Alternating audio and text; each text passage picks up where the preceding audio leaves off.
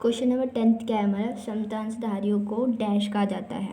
तो option first है company के स्वामी, ऑप्शन सेकंड है कंपनी के साझेदार, ऑप्शन थर्ड है कंपनी के अधिकारी, ऑप्शन फोर्थ है कंपनी के अभिभावक। तो हमें पता है जो इक्विटी शेयर होल्डर होते हैं जब वो शेयर खरीद लेते हैं कंपनी का तो क्या कहलाते हैं, कंपनी के स्वामी। तो इसमें राइट ऑप्शन क्या होगा इसका, कंपनी के स्वामी। क्वेश्चन 11 है, डैश के माध्य होने वाले व्यवसाय को अंतर्राष्ट्रीय व्यवसाय कहते हैं।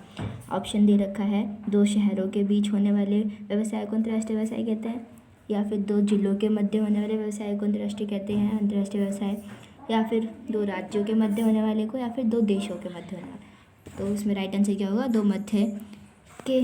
दो देशों के मध्य होने वाले व्यवसाय को अंतर्राष्ट्रीय व्यवसाय कहते हैं।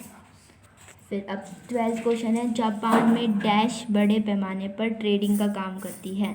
ऑप्शन दे रखा है the expert houses, option B है star trading houses, option C है इंटरनेशनल ट्रेडिंग हाउसेस। तो इसका राइट आंसर क्या होगा, जापान में जो बड़े पैमाने पर ट्रेडिंग का काम करती है वो क्या है, international trading houses. Question number 13 है, उत्पादन के लिए ग्लोबल सोर्सिंग के अंतर्गत कंपनियां उत्पादन कहाँ करती हैं। क्वेश्चन दोबारा पढ़ते हैं, उत्पादन के लिए ग्लोबल सोर्सिंग के अंतर्गत कंपनियां उत्पादन कहाँ करती हैं। तो उसमें ऑप्शन दे रखा है अपने ही देश में, फिर सेकंड ऑप्शन दे रखा है किसी एक दूसरे देश में, थर्ड दे रखा है कि दो दूसरे देशों में, और खा दे रखा है विदेशों में। तो 13 का क्या आंसर होगा, अपने ही देश में। क्वेश्चन क्या दे रखा था, उत्पादन के लिए ग्लोबल सोर्सिंग के अंतर्गत कंपनियां अपने ही देश में उत्पादन करती हैं। अब 14 क्वेश्चन क्या है, विदेशी विनियोग का अर्थ डैश को औद्योगिक विकास के लिए अपने देश में आमंत्रित करने का से है। तो विदेशी विनियोग का मतलब बताना है यहाँ पे। तो फर्स्ट क्या है, विदेशी लोगों को आमंत्रित करने के लिए, विदेशी पूंजी को औद्योगिक विकास के लिए अपने देश में आमंत्रित करने के लिए, या फिर विदेशी माल को औद्योगिक विकास के लिए अपने देश में आमंत्रित करने के लिए, या फिर उपरोक्त सभी। तो विदेशी विनियोग का अर्थ होता है, विदेशी विनियोग का अर्थ विदेशी पूंजी को औद्योगिक विकास के लिए अपने देश में आमंत्रित करने से है। तो क्वेश्चन नंबर 14 का क्या आंसर होगा, क्वेश्चन नंबर 2, इसका 14 का ऑप्शन नंबर 2 विदेशी पूंजी। 15 है, जब एक देश दूसरे देश से माल क्रय करता है तो इसे डैश व्यापार कहते हैं। क्या कर रहा है, जब एक देश दूसरे देश, यहाँ दो देश हैं, एक देश क्या कर रहा है, दूसरे देश से माल क्रय कर रहा है, तो वो कौन सा व्यापार कहलाएगा, आयात व्यापार, निर्यात व्यापार, स्थानीय व्यापार, या फिर राष्ट्रीय व्यापार।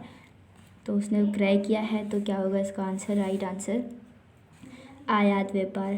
क्वेश्चन नंबर 15 का फर्स्ट ऑप्शन होगा आयात व्यापार। क्वेश्चन नंबर 16 है, आयात व्यापार की कार्यविधि का प्रथम घटक कौन सा है। फर्स्ट है आयात लाइसेंस प्राप्त करना, सेकंड है व्यापारिक पूछताछ करना, थर्ड है आदेश देना, फोर्थ है साख पत्र भेजना। तो फर्स्ट क्या होगा, फर्स्ट स्टेप क्या होता है आयात व्यापार की कार्यविधि का, क्यों वो पूछताछ करता है, व्यापारिक पूछताछ करना। तो इसका राइट आंसर क्या होगा, व्यापारिक पूछताछ, ऑप्शन नंबर 2। क्वेश्चन नंबर 17 है, वस्तुओं के आदेश देने को विदेशी भाषा में डैश कहते हैं।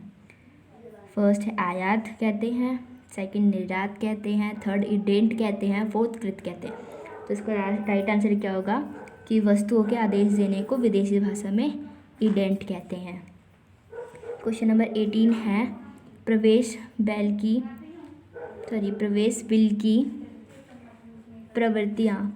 बिल की डैश प्रतियाँ भरी जाती हैं।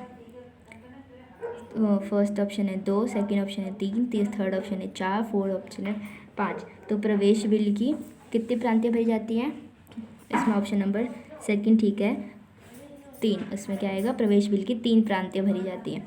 क्वेश्चन नंबर 19 है, निम्न में से क्या आयात व्यापार का प्रलेख नहीं है।